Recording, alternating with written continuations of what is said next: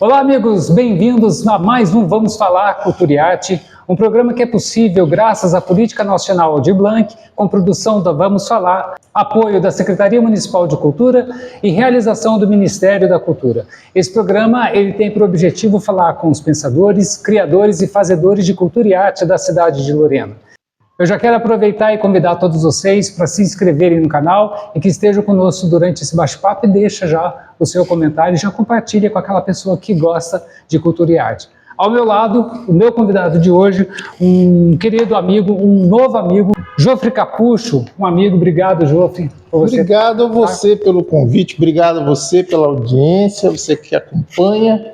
É uma honra imensa estar aqui nesse bate-papo, uma honra imensa falar com você e participar dessa manifestação que é a cultura na nossa cidade. Com certeza, com certeza. E para a gente já começar o nosso bate-papo, você vai conhecer as multifacetas do Jofre ao longo da nossa conversa. Jofre é um cidadão de Cachoeira Paulista, lorenense de coração, engenheiro químico, músico, compositor, violeiro e produtor cultural. Uma coisa que eu estava lendo o release seu e que me chamou a atenção e eu fiz algumas conexões. Você é de uma família tradicionalmente religiosa, rural. Sim. E do pouco que eu conheço de alguns capuchos, também uma família musical. Tem bastante músico e bastante artista na família Capucho, daquele pedaço dos capuchos que eu conheço, porque é uma família gigantesca. Eu acredito que você deve ter algumas histórias, algumas lembranças de manifestações artísticas na família. Você tem alguma lembrança disso? Você tem um porquê disso estar no seu DNA? A família Capucho, ali em Cachoeira Paulista, onde eu nasci, ela é uma família bem numerosa, né? Eu até brinco e respeitosamente posso falar porque faço parte, eu brinco que tem mais capucho do que gente naquela cidade, né? É uma família realmente grande e é uma família que tem grandes nomes na música regional. Sim. Porém, na minha infância, a música não estava presente dessa forma, através dos artistas. Uhum. Na minha geração, no meu núcleo familiar e na minha geração, a gente tinha mais a música compondo o contexto, compondo o cenário. Entendo.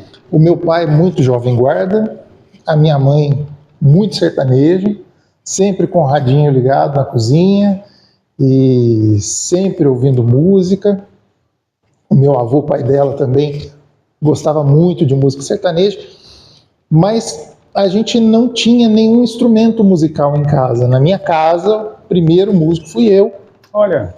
E alguns primos, um tio tocava violão, alguns primos tocam violão, Túlio, primo, que eu amo muito, aprendi muito. A gente praticamente aprendeu música junto, né? A gente cresceu ali e ali que começou a ter música na nossa casa, né? Interessante. Na casa da minha avó, não tinha música, né, entre os primos. Começou ali com a gente. Mas tem grandes nomes.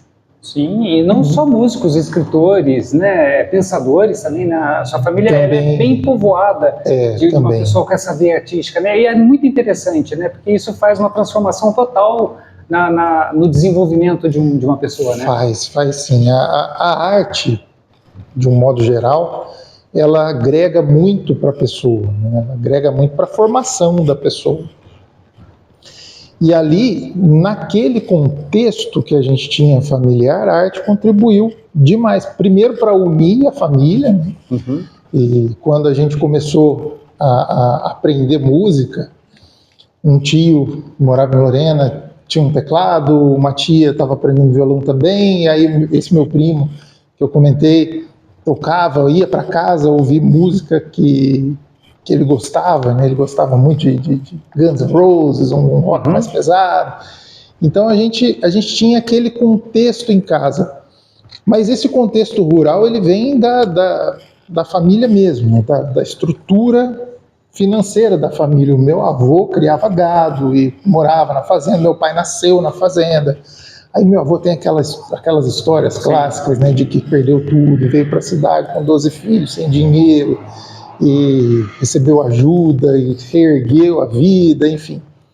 E apesar de ter saído do campo, a família continuou muito ligada ao campo, né? Então, a primeira oportunidade que teve, ele conseguiu um lugarzinho para, de novo, voltar a frequentar a zona rural. A igreja que tem na zona rural, ali no bairro da Bocaina, que é o bairro que a minha família, de onde a família do meu pai veio, né? Aliás, belíssimo local, né? Lindo, lindo. Um lugar muito especial, Muito. de onde eu tenho muitas lembranças. Já passei muito feriadão, muita final de ano em locais da Bocaina, inclusive até com parentes seus, sabe? Assim, e é um local, é realmente mágico. A Bocaina merece o título que ela tem de ser um local encantado, né? Ali é muito especial, e como a minha infância eu passei frequentando as memórias do meu pai, as memórias da família ali, para mim tem um valor muito grande, né? A igreja de Nossa Senhora da Guia, ela foi construída no terreno da minha bisavó, que doou para a igreja e construiu a igreja, enfim, então tem toda uma história, um contexto ali rural, e especialmente com aquele pedacinho de terra ali, né? Com aquele bairro da Bocaina, que é para a gente muito especial. Então veio esse contexto todo musical já na família. Meu bisavô tem outras histórias também, algumas histórias muito interessantes, que meu bisavô tocava cavaquinho muito bem, e um dia a minha bisavó ouviu alguém dizendo que só ia no baile, que era ele que ia tocar, e aí ele nunca mais tocou. Essas coisas. Dá uma música isso, hein? Tem cada história. E aí a música sempre esteve presente. O meio rural, como já a formação da família, e a música caipira pelas rádios AM que a minha mãe ouvia. Então tudo aquilo formou esse contexto rural e caipira, pelo qual depois eu fui me apaixonar mais ainda, quando eu descobri, né, de fato, fui descobrindo, e estou descobrindo ainda o valor dessa cultura. É legal você falar a respeito desse contexto de colocar o rádio fazendo parte desse cenário, porque de fato o rádio, eu estou falando especificamente do rádio, porque hoje é Dia Mundial do Rádio. Sim. Né? E o rádio é um companheiro. Está gravando aqui hoje, 13 de fevereiro. Dia o rádio é um companheiro de muita gente, e muitas vezes esquecido, muitas vezes colocado de lado, né? Mas ele tem uma importância muito grande. Ele incorpora o cenário de uma maneira que ele passa despercebido, assim como uma mesa, uma cadeira, você não repara na mesa todos os dias, né? Mas ela está ali compondo o cenário. Ela é invisível, né? Ela é invisível, ela faz parte, está incorporado ali. O rádio muitas vezes é isso. Na minha casa era assim. E é engraçado porque eu me lembro pequeno, né? Porque eu sou de Cruzeiro, eu sou nascido em Cruzeiro, mas eu vim para Lorena com 6 anos de idade. Então eu sou muito mais lorenense do que cruzeirense, mas eu tenho ainda minhas lembranças de acordar cedo para ir para a escola e já escutar o rádio rodando na minha casa. Já. E tinha assim algumas músicas, assim, eu não troco meu ranchinho amarradinho de cipó, né, para uma casa. Eu lembro muito disso, era a Rádio Mantiqueira lá em Cruzeiro, que era bem famosa. E desse contexto. E também me lembro de um pouco mais velho disso, já aqui em Lorena, fazendo minhas brincadeiras em casa, eu brincava muito de rádio. E depois, muitos anos depois, em Cachoeira Paulista, eu fui trabalhar numa rádio. Eu tive um programa de rádio na época das rádios comunitárias, na Rádio Espacial. Na Espacial FM. Tempo da Vilma Miranda. Isso, exatamente. Alexandre. Exatamente, do saudoso Julinho, né, da Carminha. Acho que é de lá que eu te conheço, então, porque você nunca foi uma pessoa estranha aqui em Lorena. Exatamente, a gente nunca... É engraçado a gente estar falando isso, porque a gente teve uma aproximação maior no último ano em função de reuniões dos editais inclusive que estão proporcionando esse bate-papo, mas assim, o sobrenome já me conectava a uma grande turma de amigos que eu tenho na cidade de Cachoeira Paulista, mas a figura do Jofre, a música do Jofre, assim, não, ele não me é estranho. E a gente nunca para conversar para tentar resgatar esses caquinhos. Tentar buscar essas origens. Exato. Então tem essa conexão. E é muito legal a gente voltar a falar disso, dessa conexão que o rádio dá, não só dessa memória afetiva, que é comum para nós, né? Mas também você, muito mais ainda enquanto músico, enquanto compositor, no estofo que isso te traz de relembrar canções, de fazer canções, de falar assim, poxa, pelo menos eu penso assim, e se houvesse uma continuação de Rancho Fundo, como seria, né? Eu acho que o músico pensa isso, né? Muito interessante. Jofre, você me falou a respeito da sua família tradicionalmente rural e tradicionalmente religiosa. Uhum. Isso é bem latente em você, nas conversas que a gente tem. A gente vê que a religiosidade faz parte da tua essência, do teu jeito de ser. Acredito que isso deve influenciar a sua música. Demais. E eu queria saber de você o seguinte, no que hoje esse compositor que está aqui na minha frente, esse músico, traz dentro do seu DNA, traz também essas conexões religiosas, porque eu vi no seu currículo que você participou de festivais, com tanto de músicas caipiras, músicas de MPB, festivais de música, como também de música religiosa. Como é que se deu esse movimento todo na sua vida? Como que foi esse jogo, essa divisão?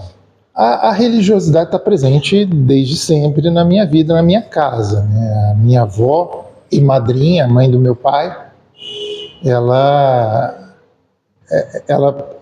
fazia questão de rezar com a gente. A minha mãe sempre de oração, rezava com a gente em casa.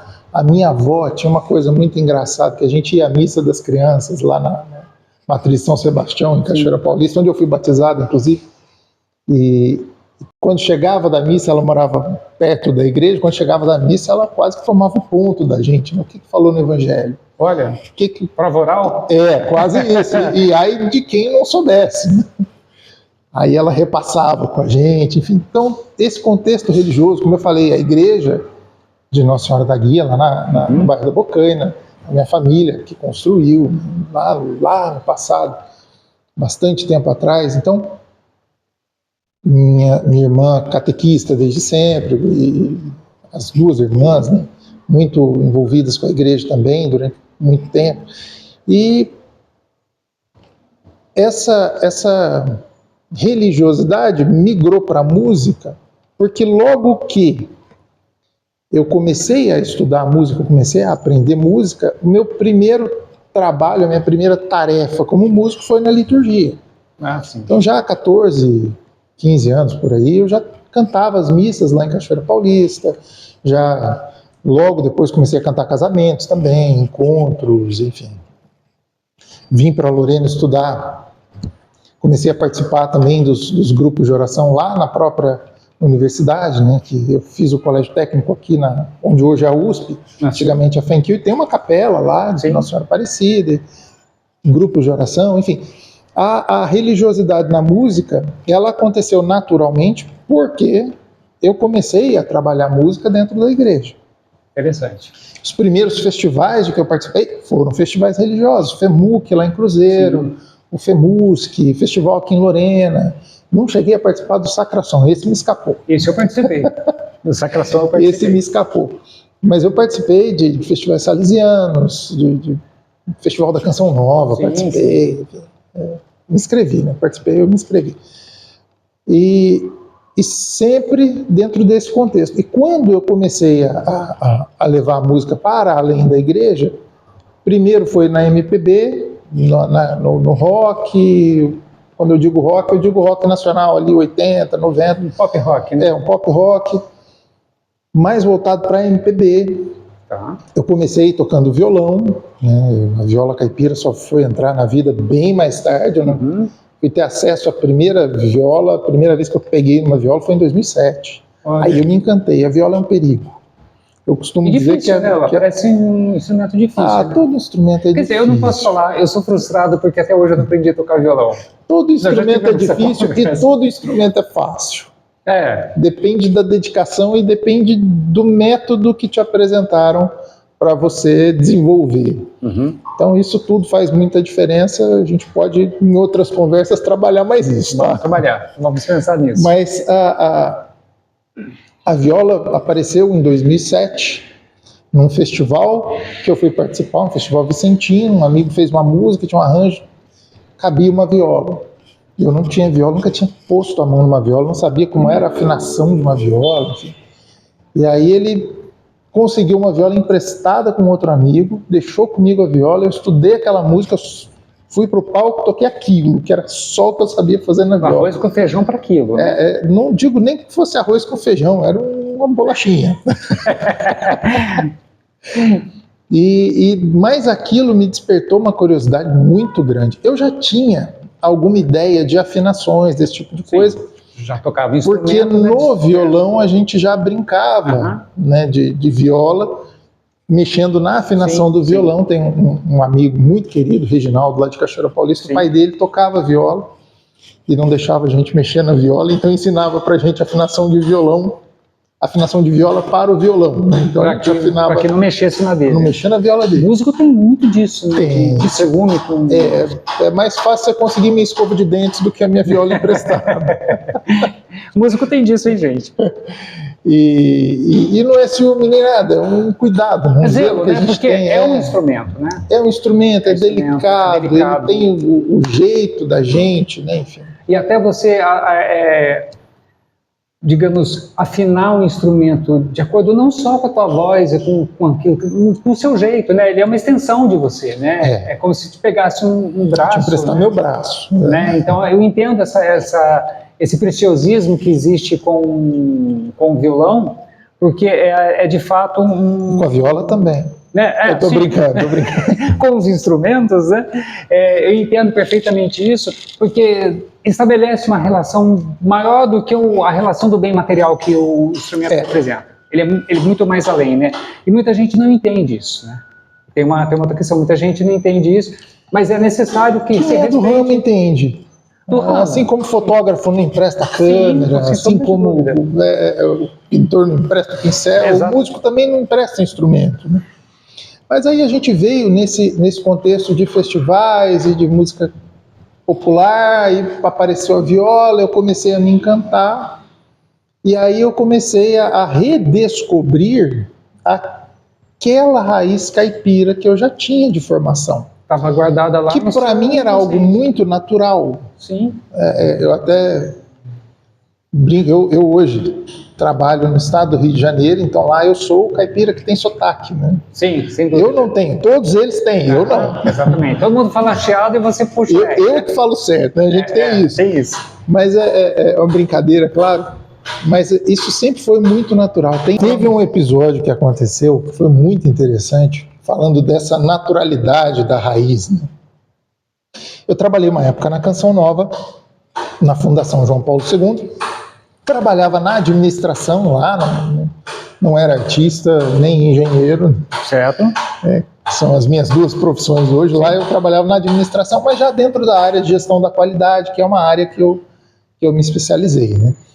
E como engenheiro. Então não deixava de ter algum vínculo. Mas lá, trabalhando na Fundação João Paulo II e sendo um artista, a gente fazia de tudo, né? Lá eu fiz fantoche, fiz dublagem, lá eu fazia parte do grupo de teatro, o DVD da Paixão de Cristo, que a Canção Nova lançou. Eu fiz papel de Judas, foi muito engraçado uma coisa que aconteceu. Meu sobrinho então, eu já fui também. Mas no DVD especificamente, meu sobrinho estudava no Instituto Canção Nova. Então a Canção Nova lançou o DVD na época da Semana Santa, e eu fazendo papel de Judas. Aí, lá pelas tantas, na festinha, que eu acho que foi a festinha das mães, pouco tempo depois, ali, maio, talvez tenha sido na festa das mães, né?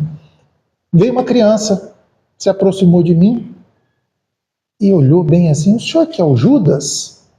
Aí eu fiquei todo, né? Reconhecido, Nossa, né? Reconhecido, público. Claro, o máximo, né? Aí eu me enchi, né, daquele orgulho.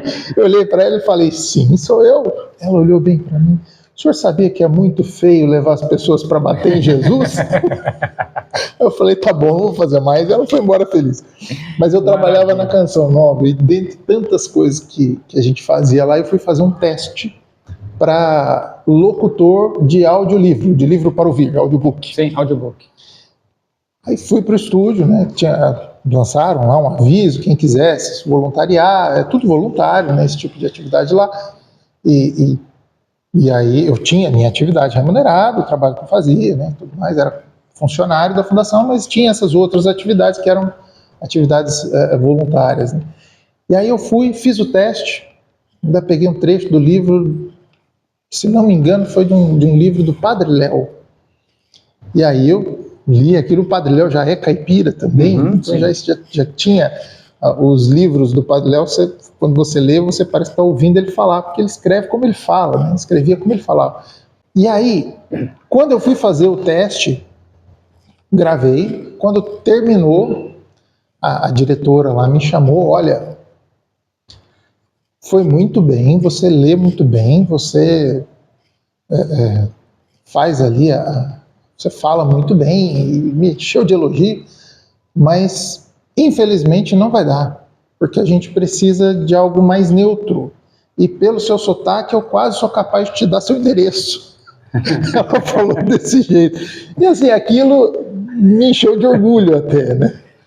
E aí, essa raiz, essa naturalidade, ela foi reaparecendo à medida em que eu passei a estudar viola e passei a rever as músicas que eu via quando era criança, né, que eu ouvia, passei a estudar de novo, e aquilo foi tomando uma proporção que praticamente sufocou aquelas outras atividades que eu fazia de música de MPB, enfim, aos poucos a viola foi tomando conta, por isso que eu brinco que a viola é um instrumento perigoso. Sim, quando você começa, cachaça, ela te vicia, te prende, né? ela te prende. Eu entendo perfeitamente isso. E aí eu comecei a participar de festivais de música caipira. Que massa. Tanto com músicas próprias, né, de minha autoria, quanto com interpretações, enfim. Você chegou a ter um grupo regional, um conjunto regional, né? O conjunto regional, ele é o tipo de banda que acompanha o artista caipira, o artista de música raiz. Cozinha. É a cozinha. Então, eu tenho os meninos que me acompanham quando a gente tem. A maioria dos meus trabalhos eu faço individualmente, né? Mas, vez ou outra, como teve na Lorem Vale esse ano, passou, 2024, a gente foi com banda, e aí é um trabalho muito bacana. Muito bom. E aquela formação é um regional, né? Uma formação mais acústica, mais com os vocais ali dobrados no estilo caipira, é muito, muito divertido de fazer e dá um resultado muito bom. Então, dessa forma que nasce o produtor cultural, com essa necessidade O produtor nasce da necessidade e da oportunidade, né? A necessidade de organizar, de produzir conteúdo, até para divulgação do trabalho. Que não é fácil. Que não é fácil. E das oportunidades... falando não é fácil para ter conteúdo bom, né? Porque conteúdo ruim a gente tem aos quilos, aos borbotões aí a gente procura fazer um trabalho de qualidade, um trabalho útil. Esse gancho, existe ainda algum preconceito? Você percebe isso com a música caipira, com a viola? Tem? Porque eu sei que tem um público cativo. Existe, né? Tem um público lindo. Sim, mas por outro lado... E de todas as idades, tá? Tá, acredito. Tem um público muito afetado e afetuoso pela cultura caipira, que é um público que faz parte, reconhece. E esse reconhecimento, ele é uma chave importante nesse processo. Quando você comenta de preconceito, o reconhecimento da cultura caipira, o reconhecimento da raiz, da tradição caipira, ele faz toda a diferença.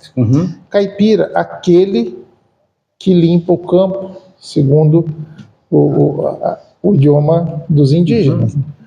Aquele que os indígenas viram como quem chegou para trabalhar a terra. Exato. Aquele especialmente que veio para essa nossa região. Sim. Que veio, nossos formadores, né? Que veio o homem branco com a mulher indígena e procriaram para essa comunidade caipira. Certo. A antiga Paulistânia, pega ali sul de Minas, até um pedacinho perto de Brasília ali, norte do Paraná, é a região do caipira. Caipira tem uma questão muito interessante, que é uma questão histórica. Também para não alongar muito, eu vou tentar resumir. Teve um escritor E não estou aqui fazendo campanha contra, porque eu não acho que isso seja correto. Até porque tem um contexto histórico. Sim, e a gente não pode medir a história com a régua de Woolf, tem todo aquele cuidado que a gente tem que ter. Mas houve uma época em que o Monteiro Lobato pintou a figura do caipira através do Jeca Tatu como sendo alguém preguiçoso, digno de alguma piedade, vamos dizer assim. Sim. Era o preguiçoso, era o malandro, mentiroso, doente. E aí, logo em seguida veio o Biotônico Fontoura, que era de um amigo dele, e acabou comprando os direitos do Jeca Tatu e criou o Jeca Tatuzinho, que tomava o tal do biotônico e deixava de ser o Jeca Tatu, ele ficava inteligente, forte, esperto.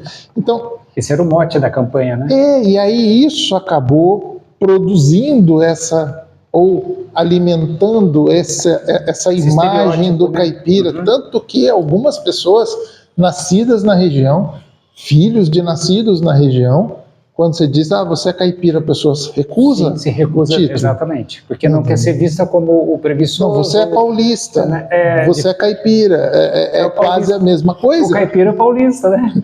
É quase a mesma coisa. Sim. Então, é da região. Sim. Então, tem um público cativo, que é o público que se reconhece caipira. E com uma característica muito marcante do povo caipira, que também é uma característica do norte do Paraná e do estado de São Paulo, que é o sotaque, né? Esse R dobrado, né? Como o carioca fala, porta, porteira, porteirinha, né? A gente tem essa característica, né? O goiano também tem. Né? Já que se diz que a paulistana se estende até próximo a Brasília, então pega ali a região de Goiás, quase toda Minas Gerais, né, do centro para baixo, né, que tem essa questão do sotaque muito, muito forte, muito característico da gente, né?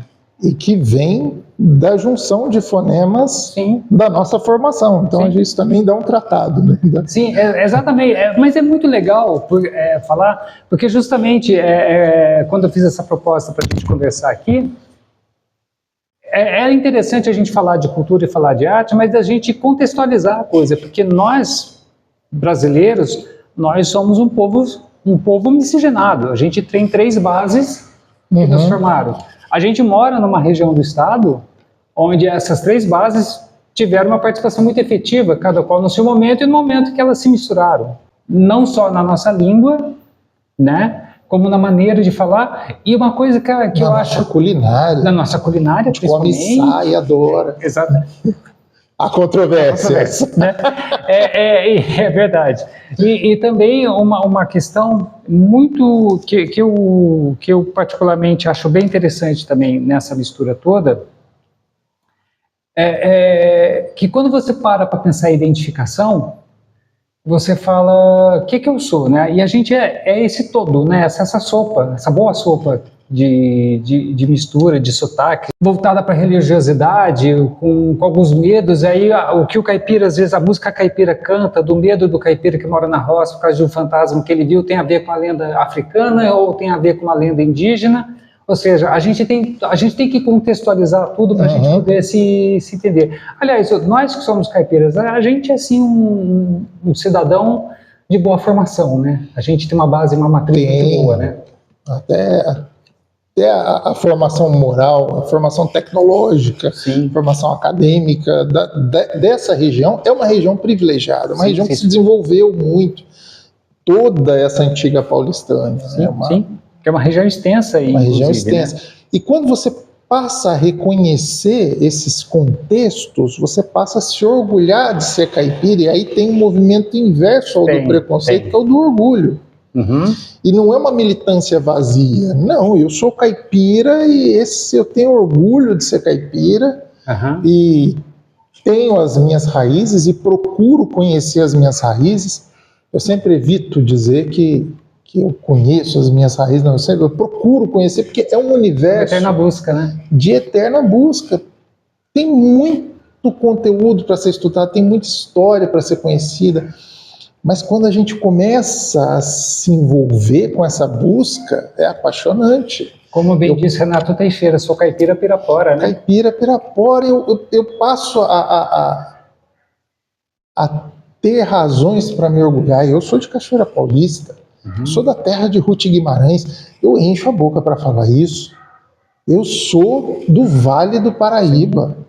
Terra de muita gente boa. Terra de muita gente boa. Renato Teixeira, né? Renato Teixeira. O Mazzaropi, que também deu vida ao personagem também malandro, né? Baseado naquela visão estereotipada. O Mazzaropi, eu até fiz no ano de 2023 ou 24, não me lembro agora, eu participei da Tropereta em Silveiras, Festival de Marchinha, eu levei esse tema para... Eu não sei se eu vou me lembrar agora aqui, mas que o trecho dizia, né, que um tal de Seu Lobato do sítio do Pica-Pau pintou uma figura jocosa do Jeca que não foi nada legal, mas o Amácio entrou no clima e não se fez de rogado, foi a volta por cima e deixou para o Brasil o seu lindo legado.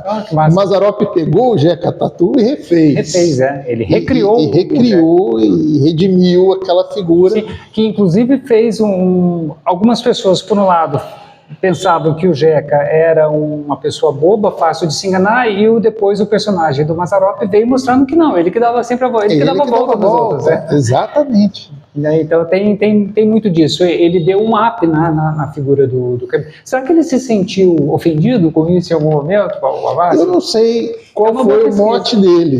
Dá um trabalho importantíssimo, mas foi logo depois desse contexto que o Monteiro Lobato criou, né? Foi quando o Mazzaropi veio e usou aquilo para reverter o quadro.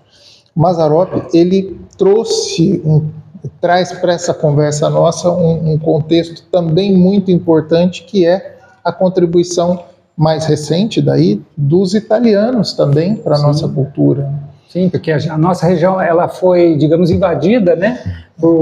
Ela teve essa contribuição grande dos italianos. A gente tem algumas cidades, né, que têm ainda colônias, né? Aqui do nosso lado, Canas, exatamente. A gente tem aqui em Taubaté, Quiririm, cidades que mantêm tradições de festas, enfim, e que contribuíram também para tudo isso. Tudo faz parte de um contexto histórico pelo qual o Brasil passou. E olha a riqueza, né, que a gente tem aqui no nosso vale. Quando a gente começa a conhecer, começa a se aprofundar, não tem como você não se apaixonar e não ficar... E você escreve sobre isso, ou seja, é esse seu conhecimento que te levou à Academia Lorenense de Letras? Primeiro, eu digo o seguinte, algumas pessoas, elas costumam dizer, nossa, que bacana, você leva a viola... Eu já fui para programas de televisão, eu já fui para auditórios, eu já fui para eventos que normalmente não tem viola, né? Eu levei a viola, levei a música caipira, as pessoas, nossa, você leva a viola? Não, a viola é que me levou, porque esse tipo de contexto eu só passei a acessar a partir do momento que, junto com a viola, eu comecei a me aprofundar nesses contextos e me descobrir as minhas raízes enquanto caipira. E aí, nesses contextos, foi que eu me aproximei também das academias, né? Primeiro, eu fui para a Academia Lorenense de Letras e Artes, fui para a Alarte, fiquei na Alarte uns 2 anos, mais ou menos, e já vai fazer um ano. Acho que é isso. Vai fazer um ano, mais ou menos, eu passei também a integrar a Academia de Letras de Lorena, e isso tudo acontece muito naturalmente. Mas qual é a tua contribuição na academia? O Jofre está lá porque quando a gente... Por que eu estou fazendo essa pergunta? Geralmente quando você fala em academia de letras, a gente só vê os escritores. A gente só vê as pessoas que fazem produções literárias, embora escrever uma música seja uma produção literária, né? Mas qual foi o ponto exato que conectou você a esse convite da academia? O convite da academia, a Academia de Letras de Lorena, que eu participo atualmente, ele se deu a partir de uma aproximação minha com a academia. Eu comecei a frequentar as reuniões por interesse próprio mesmo, eu gosto muito de literatura, de filosofia, de pensamentos, né? Então eu comecei a me aproximar da academia, me tornei um amigo. E aí, naturalmente, dessa aproximação veio o convite para fazer parte da academia.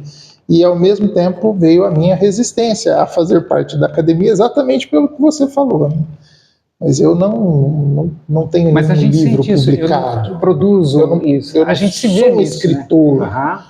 mas a Academia de Letras não é só de escritores. A Academia de Letras é de letras. E aí as minhas Onde as músicas letras têm entram. letras. Aham, E exatamente. foi nesse ponto que a Neide se apegou para me convencer a me inscrever para a Mas academia. é legal você falar nisso, porque eu mesmo desmistifica essa ideia de eu uma mesmo academia de letras. não tinha essa visão de que, não, eu vou para a Academia de Letras porque eu quero.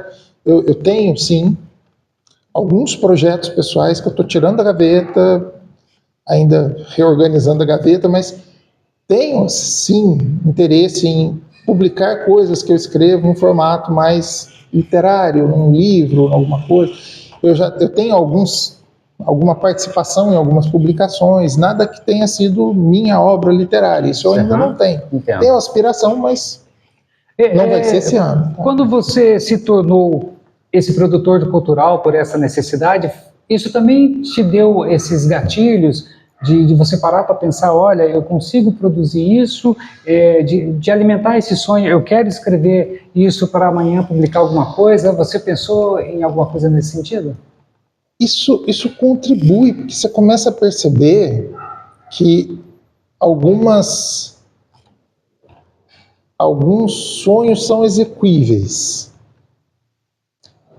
desde que você saiba se organizar, e desde que você tenha objetivos claros, desde que você consiga priorizar algumas coisas. E isso é caro. Sim. Quando você começa a priorizar algumas coisas, você começa a abrir mão de inúmeras outras. Sim, né? sem dúvida. Então, saber o que você quer e procurar algum foco, algum objetivo e conhecer os meios para você executar, isso encoraja. O que me encorajou a ser produtor foi produzir. De repente eu percebi que eu estava produzindo, de repente eu estava escrevendo projeto, de repente eu estava montando espetáculos e compondo circunstâncias. Naturalmente, um belo dia eu estou produzindo. Sim, sem sombra de dúvida. Então foi assumir o título de algo que vinha acontecendo naturalmente, justamente por conta de algumas escolhas que eu precisei empreender para realizar. Então, é interessante, né? Você percebe que está fazendo quando você está fazendo. Quando você está fazendo. Né? Eu quero ser, vá ser. Vá ser. Vá ser. Faça, né? Começa. Eu quero fazer, faça. Eu lembro que quando eu comecei a fazer minhas lives, que eu comecei na pandemia lá em 2020, as primeiras, quando eu reassisto, cara, sabe? Você vai falar assim, Jesus amado, eu fiz isso, sabe? Mas aí com o tempo você vê e fala, olha, você consegue a perder um pouco de medo de câmera. Eu faço isso de vez em quando também com meus É bom você se conteúdos. revisitar lá atrás. E a gente começa, assim, eu sou muito crítico. Então, às vezes eu começo assim, eu mexo muito a mão, eu mexo muito, sabe, meus movimentos são muito bruscos, eu tenho que ter um movimento muito mais leve diante da câmera e tudo mais. Falando nisso, você se ouve, como você disse que faz, você faz esse exercício, você se corrige, você se ouve, o tempo todo. É seu mesmo. Sou muito chato. Eu sou chato com os outros. As pessoas me acham chato normalmente, porque eu sou crítico, mas as pessoas não fazem ideia de como eu sou muito mais chato comigo mesmo. Mas eu também sou assim. As pessoas, enquanto eu critico um externo, eu já critiquei 10 internos. Eu, para começar vou usar o termo vender, por ser talvez adequado, mas quase num sentido figurado. Tá? Para eu começar a vender o meu conteúdo, para eu começar a explorar isso, foi praticamente a poder de terapia, porque eu não, num primeiro momento, eu não gosto das coisas que eu faço. De tão crítico, é uma autossabotagem. Então eu tive que trabalhar muito isso para começar a mostrar para as pessoas algo com segurança. Mas uma autossabotagem em busca de uma perfeição? Ela não existe. Concordo com você. Perfeição É uma autossabotagem. É Exatamente. A perfeição existe e é Deus, não sou eu. uhum. O que eu faço para mim não é Deus perfeito. aquele homem grandão, barbudo, de barba branca. Não, Deus, um complexo todo que é Deus, de uma perfeição toda, de um mecanismo todo. Perfeição é essa. Uhum. E diversos nomes, com diversas formas de tratamento, todos mas respeitáveis. a perfeição seguramente não sou eu. Sim. E eu me cobrava exatamente a perfeição. Então, e quando a pessoa chega e fala assim, poxa, me emocionei com aquilo que você tocou, com aquilo que você cantou. Lá no seu íntimo fala assim, mas não estava perfeito. Você tem esses momentos? Sempre. Isso, que máximo isso. E saber trabalhar isso foi uma chave. Mas eu acho legal isso acontecer, porque a gente, quando te vê do palco, como já assisti algumas apresentações suas, e isso vem do profissionalismo, você passa uma verdade, uma segurança tão grande daquilo, quando você está, por exemplo, quando você lançou o seu single, o seu último single, Lorena, né, que você apresentou, a gente via você todo orgulhoso, olha, eu fiz a minha música para a cidade de Lorena, a cidade que me acolheu, a cidade onde eu formei família, né, e você passa aquilo com tanta segurança, com tanta verdade, e quando a gente pega esse lado seu, fala assim, mas tem essa segurança, você fala, peraí, não está encaixando, essa é muito... Você é um bom ator. Que tá bom. Não é nem questão de ser ator, é questão de conseguir vencer o sabotador. Isso é legal. Isso é muito legal. Porque aquela velha história, né? Dentro de mim existe o sabotador e existe o entusiasta. Qual deles vai sobrepor ao outro? Isso é uma lenda indígena. Dizem que isso é uma lenda indígena estadunidense. Aquele que é o alimentar. Né? Que a criança, ouvindo o sábio da tribo, pergunta assim, ele falando que existe dentro da gente dois ursos que todos os dias se pegam, brigam. Um urso é o urso da vaidade, da inveja, do ciúme, do rancor, e o outro é o urso que é carregado de compaixão, de felicidade, de alegria e tudo mais. Todos os dias eles brigam. Aí o menininho perguntou pro pajé, lá pro mestre, assim, tá aí, quem é que ganha a briga? Aí ele falou assim, aquele que você alimenta. Então você alimentou o seu outro do lado. Os meus trabalhos, eu assisto os meus vídeos, eu identifico os pontos que isso aqui não está do jeito que eu queria que estivesse. Mas eu nunca teria publicado, produzido, mostrado nada para ninguém se eu fosse seguir esse crítico, esse sabotador. Nesse aspecto, de repente você cria uma música. Você é daqueles que chama a tua esposa, olha, fiz isso, escuta isso, você consegue pelo menos se driblar e falar assim, olha, eu fiz a música, o que você acha? Você consegue passar por esse ponto? Consigo. Eu tenho o processo de criação, o meu processo de criação espontâneo, ele é muito lento, justamente porque eu tenho essa coisa de ficar sempre aprimorando, eu começo uma coisa aqui e tudo mais. Então, o que eu produzo, de fato, eu produzo sob demanda. Eu preciso de uma trilha para uma determinada uma obra, um curta-metragem, preciso de uma trilha. Aí eu vou para o estúdio, um quartinho que eu tenho lá, que eu chamo de estúdio, né? Um espacinho que a gente arranjou para eu fazer esse tipo de brincadeira. E lá eu me fecho e saio com o trabalho pronto. Mas eu faço minhas as palavras que um dia eu ouvi do Lenine, eu já ouvi isso também do Lobão, de outros, não que eu esteja me comparando, é só mesmo no método de trabalho. A gente tem influência. É por nocaute. É porque eu vejo o tempo terminar. É porque eu tenho que entregar. Entendi. Porque se for pelo gosto, eu vou continuar lapidando e lapidando e lapidando e corrigindo, ajustando e melhorando, incrementando. Olha, essa sua lapidação, essa sua tem um trabalho de disciplina muito forte. Mas isso é um trabalho que a gente já entra no outro momento do nosso bate-papo.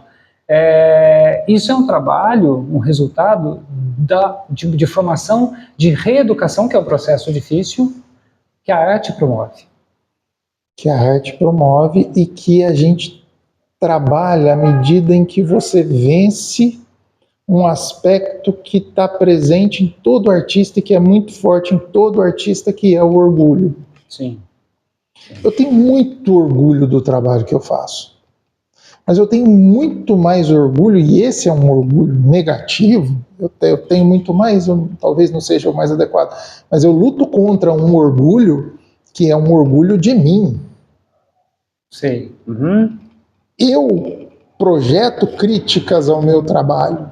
Uhum. E aí eu tenho a minha imagem, o meu nome, esse orgulho que me prende. Algo do Ao tipo, invés você de... tem orgulho daquilo que você produz, porque é bom, porque conta uma história, mas você luta contra aquele orgulho que é o negativo de sentir envaidecido. Vaidade, isso ainda não está bom. Aham. Então eu não vou publicar porque isso ainda não está bom. Eu não vou publicar nada. Sim, sem sombra de Porque dúvida. nada está perfeito. Sem sombra de E dúvida. ainda bem. Uhum. Né? Mas o legal é que a arte promove tem isso nas humanidade pessoas. nisso. Tanto em quem faz, como é o teu caso, como no teu público, né? Como quem ouve, como quem consome esse E o retorno de quem consome é maravilhoso. Sim, sem sombra de dúvida. Sempre. Eu comentei contigo que eu ia contar uma história. Exato. Que foi uma história muito bonita.